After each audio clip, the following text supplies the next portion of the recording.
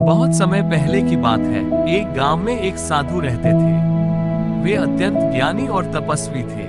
गांव के लोग उनकी बहुत इज्जत करते थे और उनके आशीर्वाद के लिए दूर दूर से लोग आते थे। साधु के पास केवल एक लाठी, एक कमंडल और एक छोटी सी झोपड़ी थी। वे सादा जीवन जीते थे और किसी भी प्रकार के मोहमाया से दूर रहते थे। साधु का नियम था कि वे रोज सुबह उठकर गांव के पास एक पहाड़ी पर तपस्या करने जाते थे।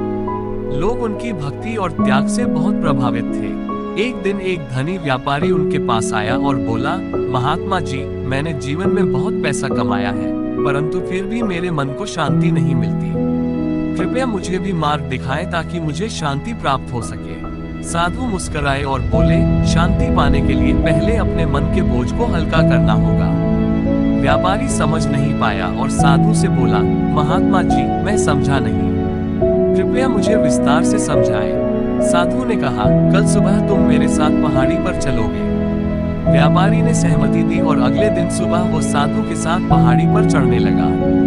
साधु ने कहा, रास्ते में जो भी पत्थर तुम्हें दिखे उन्हें अपनी थैली में भरते जाओ। जब वे पहाड़ी के ऊपर पहुंचे तो व्यापारी पूरी तरह थक चुका था। साधु ने मुस्कुराते हुए पूछा, अब तुम्हें कैसा लग रहा है?